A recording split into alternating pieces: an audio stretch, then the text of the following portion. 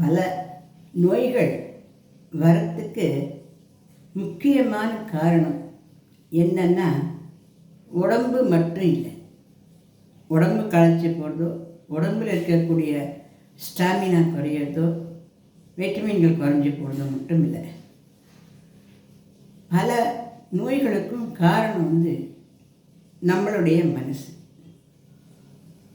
நம்மளுடைய மனசு எதை எதிர்பார்க்கிறது அப்படின்னா உற்சாகத்தை எதிர்பார்க்கிறது, பாராட்டுதலை எதிர்பார்க்கிறது. நீ நல்லா பண்ணுற, நீ நல்லா செய்கிற, உன்னை போல யார் செய்ய முடியும், இப்படி சொல்லணும் அப்படிங்கிறத எதிர்பார்க்கிறது.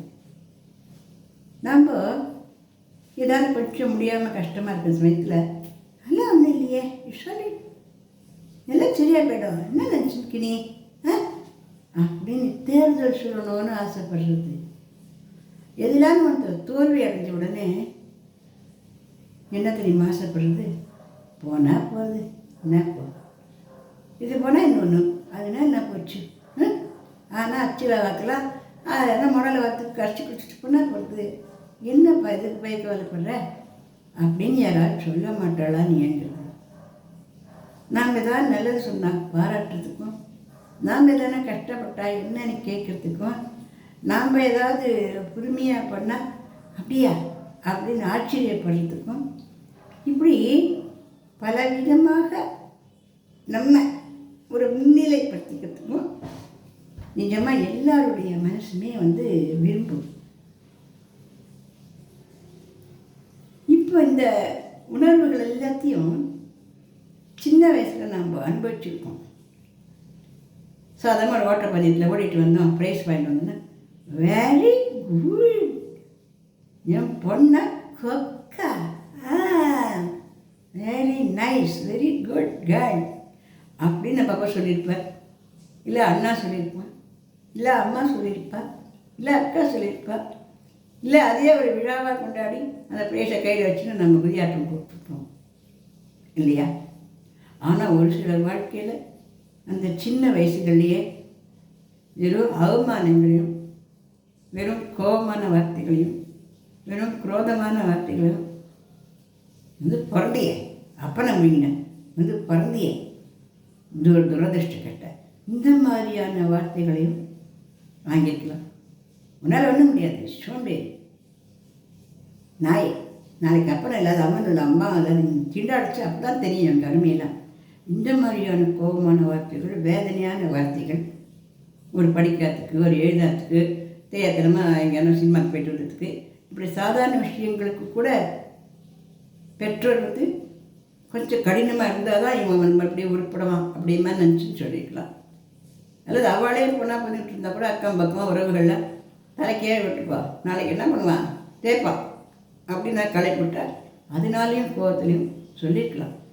ஆனாலும் எது எந்த மாதிரியாக சொல்லியிருந்தாலுமே கூட அப்போது அந்த மனசு சின்ன குழந்தையாக இருக்கிறதுனால நம்ம வசத்தியும் தானே நினச்சிட்டு இருப்போம் அந்த குழந்தை இல்லையா. அது தெரிஞ்சால் விளையாடின்னு கிடக்கிறது, படிப்பினுடைய அருமை தெரிகிற வயசு அது. 8ஆம் கிளாஸு 10ஆம் கிளாஸ் வரைக்கும் படிப்புன்னா என்னதுன்னு என்னமோ பள்ளிக்கூடம் போனால் படிக்கணும், வாத்தியார் அடிப்பா, அம்மாவுக்கு வச்சுப்பா, இப்படி தான் 7 கிளாஸ் வரைக்கும் பசங்க படிக்கிறதுக்கு இல்லையா. படிப்பு அப்படிங்கிற ஒரு அருமை, அது ஒரு அறிவு. அதுக்கப்புறம் அதை படித்து கிடிச்சு நம்ம இன்னும் நல்லா பெரிய ஆளாக வரலாம் அப்படின்றதெல்லாம் யாருக்குமே தெரியதில்லை. அப்படி தெரிஞ்சால் நிறைய படித்து பெரிய உத்தியோகத்துக்கு போய் ஃபாரின் போய் நிறைய சம்பாதிக்கலாம், அப்படி காசு கொண்டு வரலாம். இந்த மாதிரியான ஒரு சாதாரணமான ஒரு மனநிலைக்கு போயிருதுகளை இல்லைய. படிப்பு அப்படிங்கிற ஒரு பெரிய கிஃப்ட்டு, லைஃப் லாங் அந்த அறிவு நம்ம கூட நமக்கு பெரிய ஆளாக நம்மளை வைக்க போகிறது அப்படின்னெல்லாம் எந்த குழந்தைகளுக்கெல்லாம் புரியறதில்லை இல்லையா. அந்த மாதிரி இருக்கிற சமயத்தில் குழந்தைகளை ஒரு கிரிக்கெட் விளையாட்டு வந்துட்டாலோ, இல்லை ஒரு வாட்டி ஃபெயிலாக போயிட்டாலோ, இல்லை ஒரு கிளாஸில் உட்காந்துட்டாலோ, இல்லை ஏதாவது பணம் கட்டி வேஸ்ட்டாக போயிட்டாலோ, அந்த வயிற்றெச்சில் வேதனை தாங்காத பெற்றோர்கள் சொல்கிறது, அந்த மாதிரி வார்த்தைகளை சொல்லும்பொழுது அந்த மனசு அப்படியே சுண்டி அவளை பற்றி நினைக்கும். அப்பா அம்மா தான் இறை, அவள் வேறு யாரும் பார்க்குறா. அதனால் அது நிச்சயம் அப்படிங்கிறத குழந்தை மனசு நம்பிட்டுருது இல்லையா.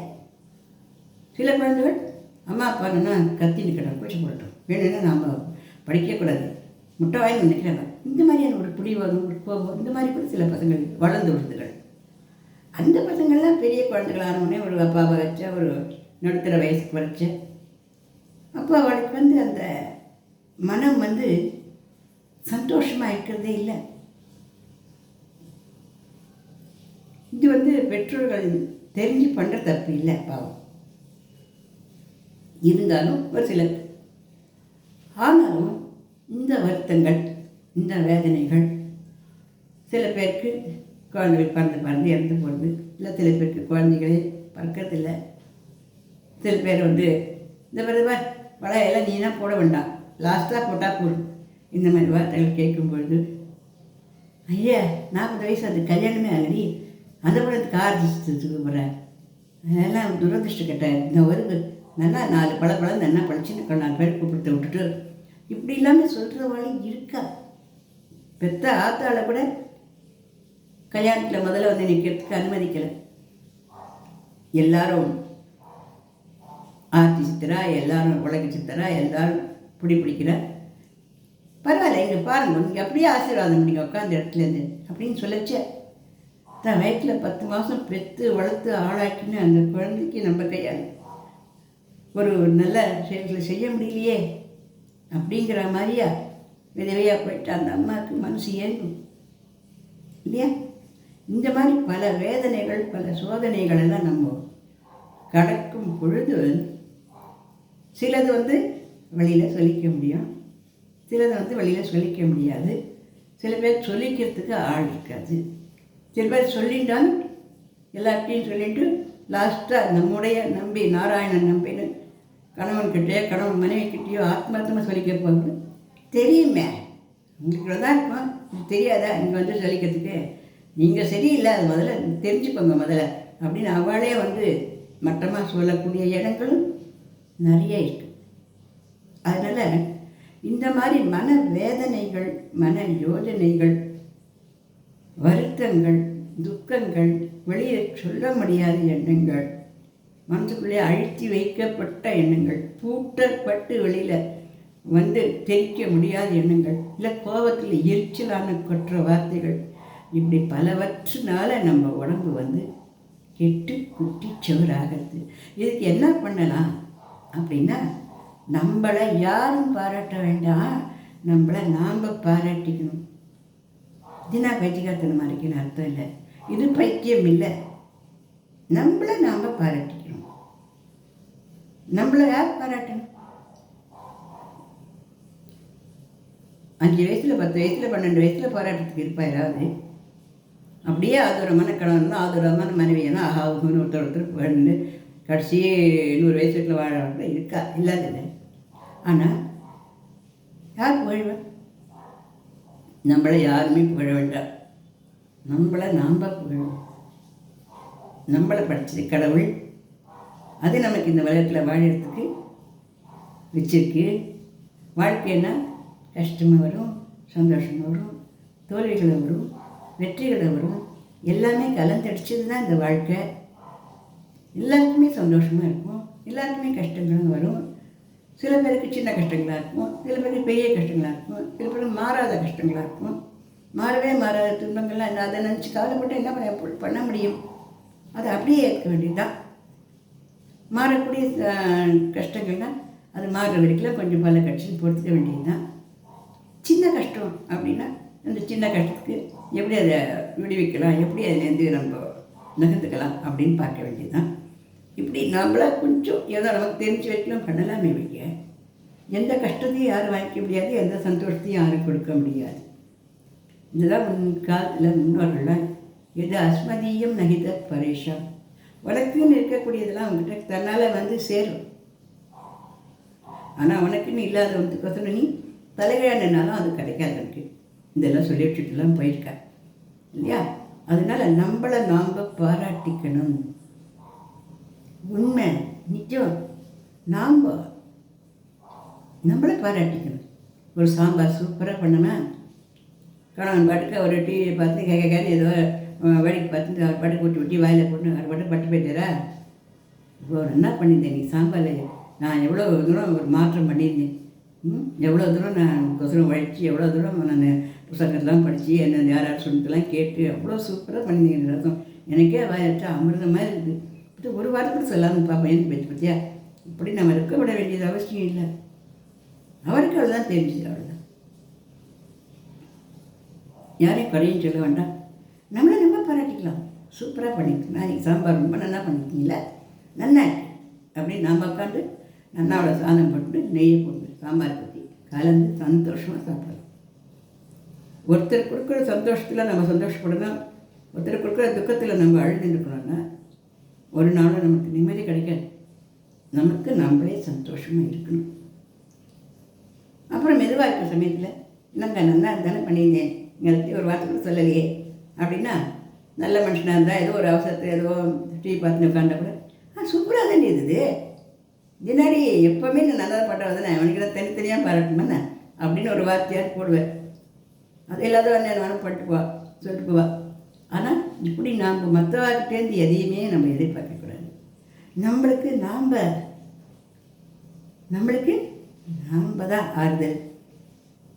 நம்ம மனசுக்கு நம்ம சொல்லிக்கணும். இன்றைக்கி நான் இருந்தால் நல்லா பண்ணியிருந்தேன், இன்றைக்கி சாம்பார் ரொம்ப அருமையாக இருக்குது. யாராவது திட்டினாலா சாத்தல் மாதிரி அடிச்சிச்சியே கூழ் மாதிரி பண்ணிட்டியே கொட்டிக்குவா அப்படின்னால கூழ் மாதிரி சாப்பாடு வருது சில சமயத்தில் ஆகிடும். ஆனால் கூழ் மாதிரி சாப்பாடு வராமல் இருக்கிறதுக்கு என்ன பண்ணணும்னா அரிசி கலஞ்சி வைக்கிட்டே ஒரு ஸ்பூன் எண்ணெயும் ஒரு 1/4 ஸ்பூன் உப்பையும் போட்டோன்னா ஒரு சாதம் கூட குழையாது, பலன்னு வரும். அது ஒரு டிப்ஸு நம்மளுக்கு கொடுத்துட்றேன்.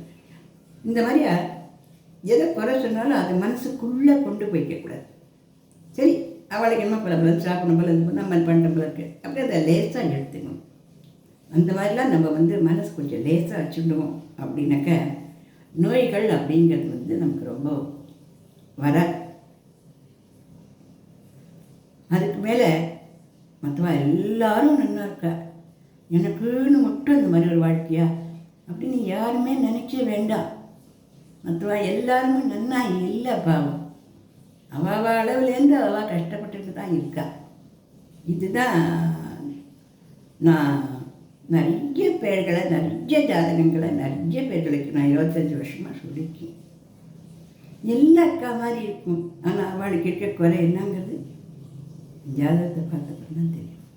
இந்த மாதிரி குறைகள் அதை மூடி மறைச்சிட்டு வாழறவா நிறைய பேர் இருக்கா.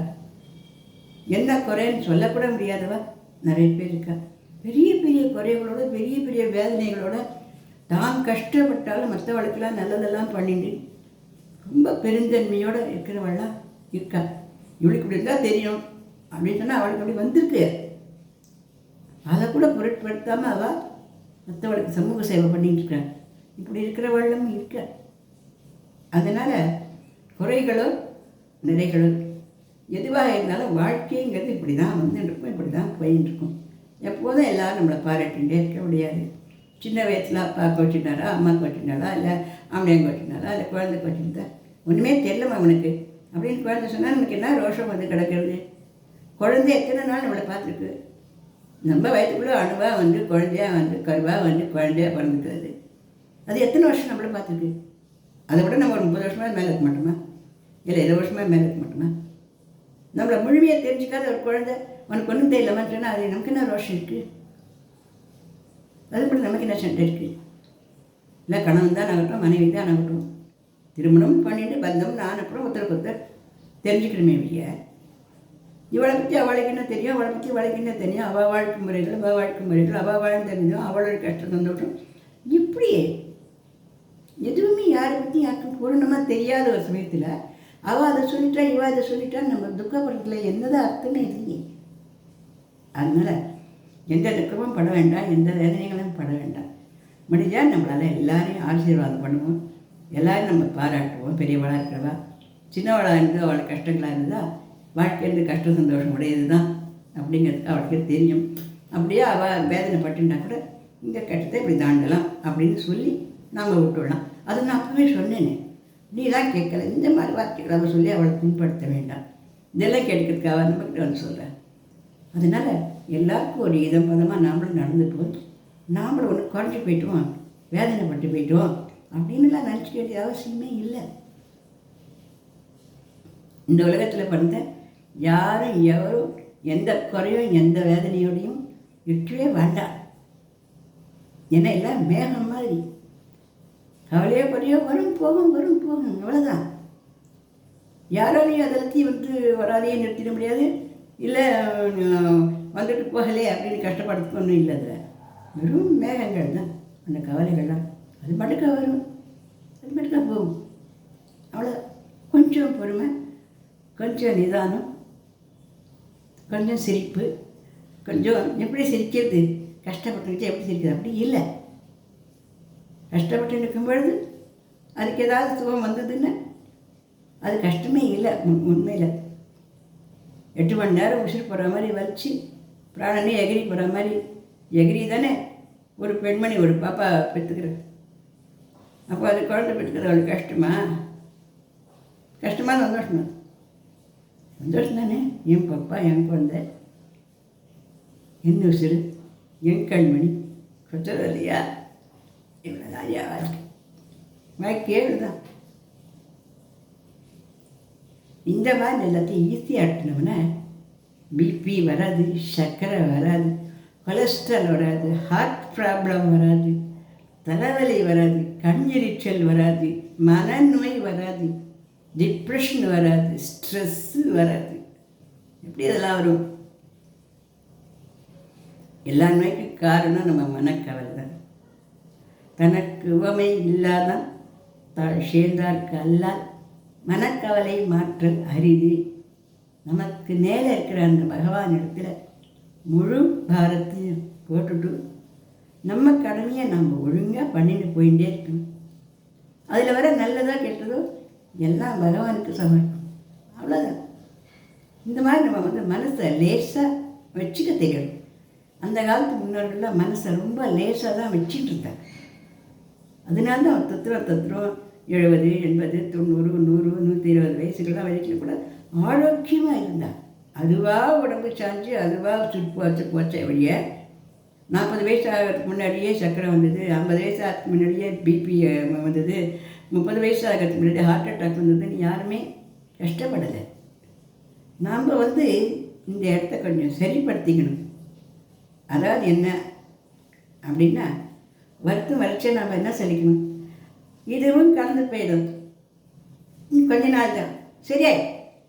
இப்படி யாராவது சொல்லணும்னு நினச்சின்னு நமக்கு டைத்தை வேஸ்ட் பண்ணக்கூடாது. நமக்கு நம்மளே சொல்லிக்கணும். நம்ம எதாவது பண்ணோமா, யாரும் பாராட்டலையே, நம்மளே பாராட்டிட்டா வருது. ஆனால் நான் இவ்வளோ நல்லா பண்ணியிருக்கேனே, பரவாயில்லையே அப்படின்னு நம்மளுக்கு நாம்ளே சந்தோஷப்பட்டுக்கலாம். அது யாரும் நம்ம குறுக்க தடுக்கலையே. ஏன் உனக்கு நீ சந்தோஷப்பட்டுக்கிற, ஏன் சாம்பார் நல்லா வச்சு நீயே சந்தோஷப்பட்டுக்கிற அப்படின்னு யாரும் கேட்கலையே. நம்ம மனங்களுக்கு சந்தோஷத்தை நம்ம கொடுக்கணும், காட்டணும். நம்ம மனங்களுக்கு சந்தோஷத்தை கொடுக்கணும். என் வாழ்க்கை சந்தோஷமே இல்லையே அப்படின்னு பொய்யெல்லாம் சொல்லக்கூடாது. எங்கேயான எந்த விதத்துலையாவது ஏதாவது சந்தோஷம் இருக்கும், யாராக இருந்தாலும் இருக்கும். எத்தனை கஷ்டப்பட்டாலும் ஏதோ வேறு ஒரு விதத்தில் ஒரு சந்தோஷம் இருந்துட்டுருப்போம். அதனால் இந்த விதத்திலேயே சந்தோஷப்படணும், இப்படியே என்னோடய மகிழ்ச்சி வரணும்னு நம்ம புரியாத முடிக்காமல் நமக்கு எந்த விதத்தில் சந்தோஷம் கிடச்சிருக்குதோ அந்த விதத்தில் சந்தோஷத்தை நம்ம மனசில் வளர்த்துட்டு ஓரளவு கிக்கின்னு பைத்தியமாக சிரிச்சுட்டு இருக்கணும்னு சொல்லலை.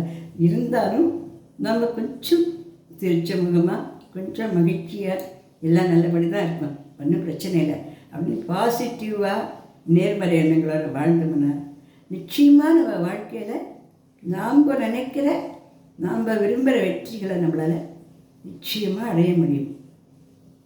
இந்த பதிவு பிடிச்சிருந்ததுன்னா லைக் பண்ணுங்கள், ஷேர் பண்ணுங்கள், சப்ஸ்கிரிப்ஷன் கொடுங்க.